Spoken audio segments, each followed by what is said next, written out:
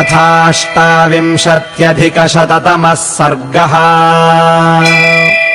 शिरस्यञ्जलिमाधाय कैकेय्यानन्दवर्धनः बभाषे भरतो ज्येष्ठम् रामम् सत्यपराक्रमम्। पूजिता मामिका माता दत्तम् राज्यमिदम् मम, तद्ददामि पुनस्तुभ्यम् यथा त्वमददा मम। धुरमेकाकिनान्यस्ताम् वृषभेण बलीयसा, किशोरवद्गुरुम् भारम् न वोढुमहमुत्सहे। वारिवेगेन महता भिन्नः सेतुरिवक्षरन्, दुर्बन्धनमिदम् मन्ये राज्यच्छिद्रमसंवृतम्। गतिम् खर इवाश्वस्य हंसस्येव च वायसः, नान्वेतुमुत्सहे वीर तव मार्गमरिन्दम। यथा चारोपितो वृक्षो दातश्चान्तर्निवेशने, महानपि दुरारोहो महास्कन्धः प्रशाखवान्। शीर्येत पुष्पितो भूत्वा न फलानि प्रदर्शयन्, तस्य नानुभवेदर्थम् यस्य हेतोः सरोपितः। एषोपमा महाबाहो त्वमर्थम् वेत्तुमर्हसि, यद्यस्मान्मनुजेन्द्रत्वम् भर्ता भृत्यान्न शाधिः। जगदद्याभिषिक्तम् त्वामनुपश्यतु राघव, प्रतपन्तमिवादित्यम् मध्याह्ने दीप्ततेजसम्। तूर्यसङ्घातनिर्घोषैः काञ्चीनूपुरनिस्वनैः, मधुरैर्गीतशब्दैश्च प्रतिबुध्यस्वशेष्व च। यावदावर्तते चक्रम् यावती च वसुन्धरा, तावत्त्वमिह लोकस्य स्वामित्वमनुवर्तय। भरतस्य वचः श्रुत्वा रामः परपुरञ्जयः, तथेति प्रतिजग्राह निशसादासने शुभे। ततः शत्रुघ्नवचनान् निपुणाश्मश्रुवर्धनाः, सुखहस्ताः सुशीघ्राश्च राघवम् पर्यवारयन्। पूर्वम् तु भरते स्नाते लक्ष्मणे च महाबले, सुग्रीवे वानरेन्द्रे च राक्षसेन्द्रे विभीषणे। विशोधितजटस्नातश्चित्रमाल्यानुलेपनः, महार्हवसनोपेतस्तस्थौ तत्र श्रियाज्वलन्। प्रतिकर्म च रामस्य कारयामास वीर्यवान्, लक्ष्मणस्य च लक्ष्मीवानिक्ष्वाकुकुलवर्धनः। प्रतिकर्म च सीतायाः सर्वा दशरथस्त्रियः, आत्मनैव तदा चक्रुर्मनस्विन्यो मनोहरम्। ततो वानरपत्नीनाम् सर्वासामेव शोभनम्, चकार यत्रात् कौसल्या प्रहृष्टा पुत्रवत्सला। ततः शत्रुघ्नवचनात् सुमन्त्रो नाम सारथिः, योजयित्वाभिचक्राम रथम् सर्वाङ्गशोभनम्। अग्न्यर्कामलसङ्काशम् दिव्यम् दृष्ट्वा रथम् स्थितम्, आरुरोह महाबाहू रामः परपुरञ्जयः। सुग्रीवो हनुमांश्चैव महेन्द्रसदृशद्युती, स्नातौ दिव्यनिभैर्वस्त्रैर्जग्मतुः शुभकुण्डलौ। सर्वाभरणजुष्टाश्च ययुस्ताः शुभकुण्डलाः, सुग्रीवपत्न्यः सीता च द्रष्टुम् नगरमुत्सुकाः। अयोध्यायाम् च सचिवा राज्ञो दशरथस्य च, पुरोहितम् पुरस्कृत्य मन्त्रयामासुरर्थवत्। अशोको विजयश्चैव सिद्धार्थश्च समाहिताः, मन्त्रयन् रामवृद्ध्यर्थम् नगरस्य च। सर्वमेवाभिषेकार्थम् जयार्हस्य महात्मनः, कर्तुमर्हथ रामस्य यद्यन्मङ्गलपूर्वकम्। इति ते मन्त्रिणः सर्वे सन्दिश्य च पुरोहितः, नगरान्निर्ययुस्तूर्णम् रामदर्शनबुद्धयः। हरियुक्तम् सहस्राक्षो रथमिन्द्र इवानघः, प्रययौ रथमास्थाय रामो नगरमुत्तमम्। जग्राह भरतो रश्मीन् शत्रुघ्नश्छत्रमाददे, लक्ष्मणो व्यजनन्तस्य मूर्ध्नि संवीजयंस्तदा। श्वेतम् च बालव्यजनम् जगृहे परितस्थितः, अपरम् चन्द्रसङ्काशम् राक्षसेन्द्रो विभीषणः। ऋषिसङ्घैस्तदाकाशे देवैश्च समरुद्गणैः स्तूयमानस्य रामस्य शुश्रुवे मधुरध्वनिः ततः शत्रुञ्जयम् नाम कुञ्जरम् पर्वतोपमम् आरुरोह महातेजाः सुग्रीवः प्लवगर्षभः नवनागसहस्राणि ययुरास्थाय वानराः मानुषम् विग्रहम् कृत्वा सर्वाभरणभूषिताः शङ्खशब्दप्रणादैश्च दुन्दुभीनाम् च निस्वनैः प्रययौ पुरुषव्याघ्रस्ताम् पुरीम् हर्म्यमालिनीम् ददृशुस्ते समायान्तम् राघवम् सपुरःसरम् विराजमानम् वपुषा रथेनातिरथम् तदा ते वर्धयित्वा काकुत्स्थम् रामेण प्रतिनन्दिताः अनुजग्मुर्महात्मानम् भ्रातृभिः परिवारितम् अमात्यैर्ब्राह्मणैश्चैव तथा प्रकृतिभिर्वृतः श्रिया विरुरुचे रामो नक्षत्रैरिव चन्द्रमाः सपुरोगामिभिस्तूर्यैस्तारस्वस्तिकपाणिभिः प्रव्याहरद्भिर्मुदितैर्मङ्गलानि वृतो ययौ अक्षतम् जातरूपम् च गावः कन्याः सह द्विजाः नरामोदकहस्ताश्च रामस्य पुरतो ययुः सख्यम् च रामः सुग्रीवे प्रभावम् चानिलात्मजे वानराणाम् च तत्कर्म ह्याचचक्षेथ मन्त्रिणा श्रुत्वा च विस्मयम् जग्मुरयोध्यापुरवासिनः वानराणाम् च तत्कर्म राक्षसानाम् च तद्बलम् विभीषणस्य संयोगमाचचक्षेथ मन्त्रिणा द्युतिमानेतदाख्याय रामो वानरसंयुतः हृष्टपुष्टजनाकीर्णामयोध्याम् प्रविवेशसः ततो ह्यभ्युच्छ्रयन् पौराः पताकाश्च गृहे गृहे ऐक्ष्वाकाध्युषितम् रम्यमाससादपितुर्गृहम् अथाब्रवीद्राजपुत्रो भरतम् धर्मिणाम् वरम् अर्थोपहितया वाचा मधुरम् रघुनन्दनः पितुर्भवनमासाद्य प्रविश्य च महात्मनः कौसल्याम् च सुमित्राम् च कैकेयीमभिवाद्य च तच्च मद्भवनम् श्रेष्ठम् साशोकवनिकम् महत् मुक्ता वैदूर्यसङ्कीर्णम् सुग्रीवाय निवेदय तस्य तद्वचनम् श्रुत्वा भरतः सत्यविक्रमः हस्ते गृहीत्वा सुग्रीवम् प्रविवेशतमालयम् ततस्तैलप्रदीपांश्च पर्यङ्कास्तरणानि च गृहीत्वा विविशुः क्षिप्रम् शत्रुघ्नेन प्रचोदिताः उवाच च महातेजाः सुग्रीवम् राघवानुजः अभिषेकाय रामस्य दूतानाज्ञापय प्रभो सौवर्णान् वानरेन्द्राणाम् चतुर्णाम् चतुरो घटान् ददौ क्षिप्रम् स सुग्रीवः सर्वरत्नविभूषितान् तथा प्रत्यूष समये चतुर्णाम् सागराम्भसाम् पूर्णैर्घटैः प्रतीक्षध्वम् तथा कुरुत वानराः एवमुक्ता महात्मानो वानरा वारणोपमाः उत्पेतुर्गगनम् शीघ्रम् गरुडा इव शीघ्रगाः जाम्बवांश्च हनूमांश्च वेगदर्शी च वानरः वृषभश्चैव कलशाञ्जलपूर्णानथानयन् नदीशतानाम् पञ्चानाम् जलम् कुम्भैरुपाहरन् पूर्वात् समुद्रात् कलशम् जलपूर्णमथानयत् सुषेणः सत्त्वसम्पन्नः सर्वरत्नविभूषितम्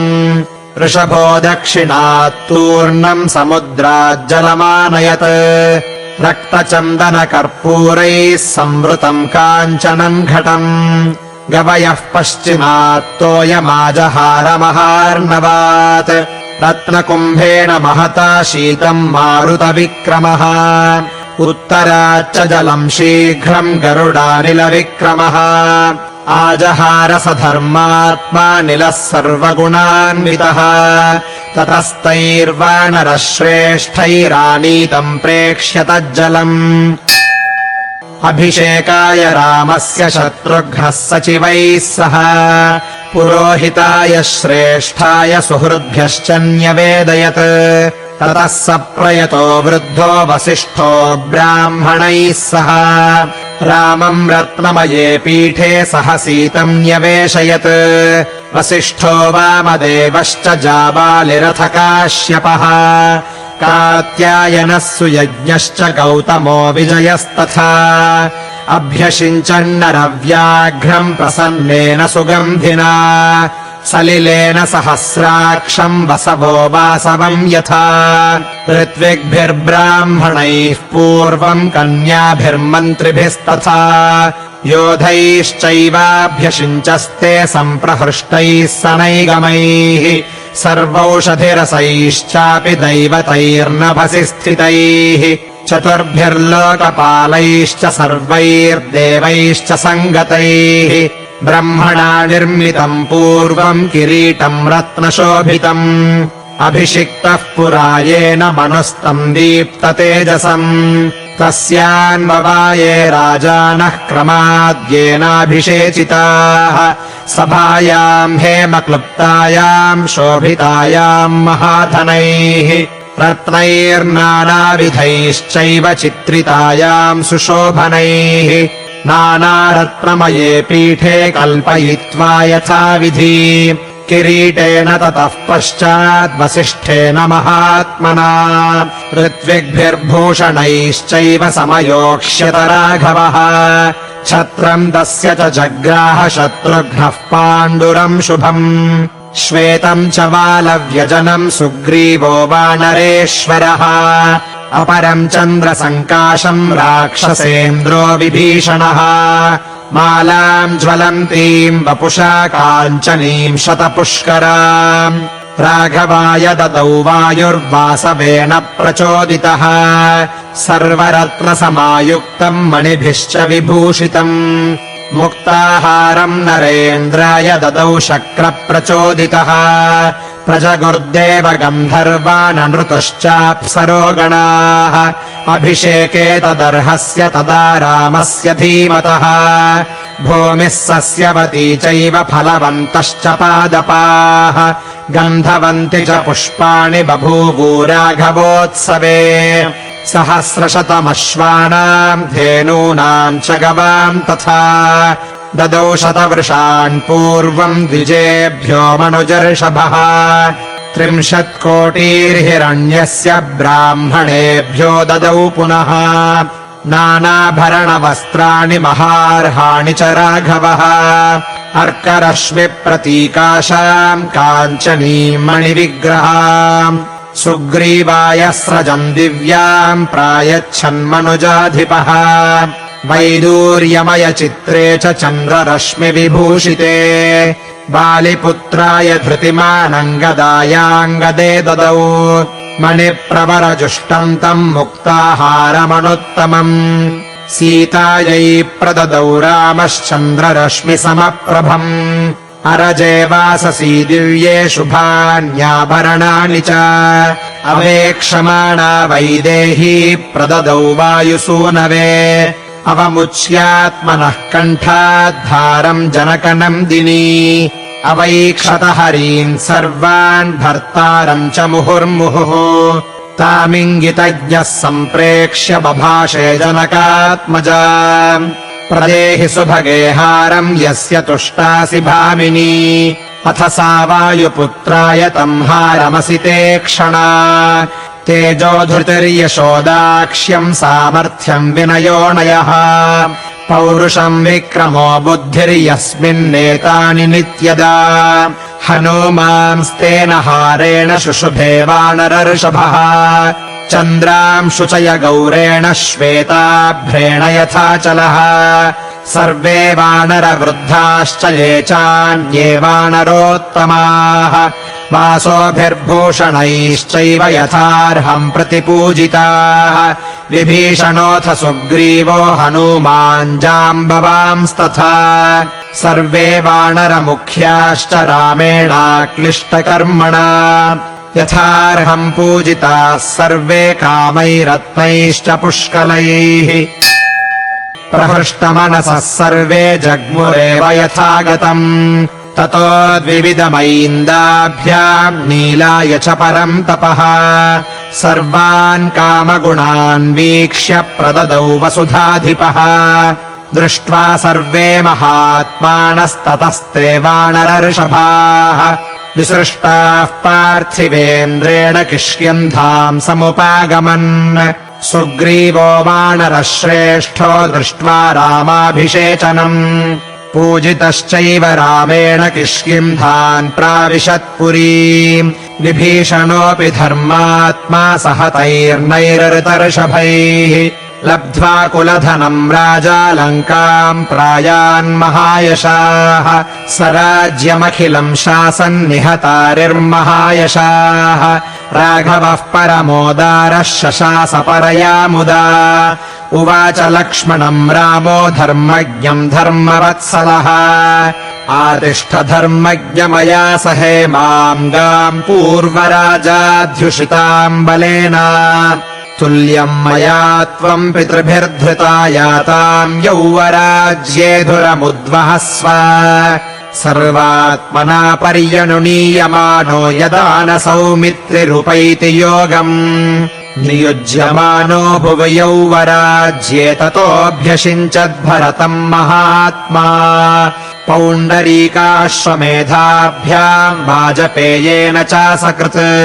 अन्यैश्च विविधैर्यज्ञैरयजत्पार्थिवात्मजः राज्यम् 10,000 प्राप्य वर्षाणि राघवः शताश्वमेधानाजह्रे सदश्वान् भूरि दक्षिणान् आजानुलम् विबाहुः स महावक्षाः प्रतापवान् लक्ष्मणानुचरो रामः शशास पृथिवीमिमाम् राघवश्चापि धर्मात्मा प्राप्य राज्यमनुत्तमम् ईजे बहुविधैर्यज्ञैः ससुहृज्ञातिबान्धवः न पर्यदेवन् विधवा न च व्यालकृतम् भयम् न व्याधिजम् भयम् चासीद्रामे राज्यम् प्रशासति निर्दस्युरभवल्लोको नानर्थम् कश्चिदस्पृशत् न च स्म वृद्धा बालानाम् प्रेतकार्याणि कुर्वते सर्वम् मुदितमेवासीत् सर्वो धर्मपरोऽभवत् राममेवानुपश्यन्तो नाभ्यहिंसन् परस्परम् आसन् वर्षसहस्राणि तथा पुत्रसहस्रिणः निरामया विशोकाश्च रामे राज्यम् प्रशासति रामो रामो राम इति प्रजानामभवन् कथाः रामभूतम् जगदभूद्रामे राज्यम् प्रशासति नित्यमूला नित्यफलास्तरवस्तत्र पुष्पिताः कामवर्षी च पर्जन्यः सुखस्पर्शश्च मारुतः ब्राह्मणाः क्षत्रिया वैश्याः शूद्रा लोभविवर्जिताः स्वकर्मसु प्रवर्तन्ते तुष्टाः स्वैरेव कर्मभिः आसन् प्रजाधर्मपरा रामे शासति नानृताः सर्वे लक्षणसम्पन्नाः सर्वे धर्मपरायणाः 10 वर्षसहस्राणि 10 वर्षशतानि च भ्रातृभिः सहितः श्रीमान् रामो राज्यमकारयत् धर्म्यम् यशस्यमायुष्यम् राज्ञाम् च विजयावहम् आदिकाव्यमिदम् चार्षम् पुरा वाल्मीकिना कृतम् यः शृणोति सदा लोके नरः पापात् प्रमुच्यते पुत्रकामश्च पुत्रान् वै धनकामो धनानि च लभते मनुजो लोके श्रुत्वा रामाभिषेचनम् महीम् विजयते राजा रिपूंश्चाप्यधितिष्ठति राघवेण यथा माता सुमित्रा लक्ष्मणेन च भरतेन च कैकेयी जीवपुत्रास्तथा स्त्रियः भविष्यन्ति सदानन्दाः पुत्रपौत्रसमन्विताः श्रुत्वा रामायणमिदम् दीर्घमायुश्च विन्दति रामस्य विजयम् चेमम् सर्वमक्लिष्टकर्मणः शृणोति य इदम् काव्यम् पुरा वाल्मीकिना कृतम् श्रद्दधानो जितक्रोधो दुर्गाण्यतितरत्यसौ समागम्य प्रवासाम् ते रमन्ते सह बान्धवैः शृण्वन्ति य इदम् काव्यम् पुरा वाल्मीकिना कृतम् ते प्रार्थितान् वरान् सर्वान् प्राप्नुवन्तीह राघवात् श्रवणेन सुराः सर्वे प्रीयन्ते सम्प्रशृण्वताम् विनायकाश्च शाम्यन्ति गृहे तिष्ठन्ति यस्य वै विजयेत महीम् राजा प्रवासी स्वस्तिमान् भवेत् स्त्रियो रजस्वलाः श्रुत्वा पुत्रान् सूयुरनुत्तमान् पूजयंश्च पठंश्चैनमितिहासम् पुरातनम् सर्वपापैः प्रमुच्येत दीर्घमायुरवाप्नुयात् प्रणम्य शिरसा नित्यम् श्रोतव्यम् क्षत्रियैर्द्विजात् ऐश्वर्यम् पुत्रलाभश्च भविष्यति न संशयः रामायणमिदम् कृत्स्नम् शृण्वतः पठतः सदा प्रीयते सततम् रामः स हि विष्णुः सनातनः आदिदेवो महाबाहुर्हरिर्नारायणः प्रभुः साक्षाद्रामो रघुश्रेष्ठः शेषो लक्ष्मण उच्यते एवमेतत्पुरावृत्तमाख्यानम् भद्रमस्तु वः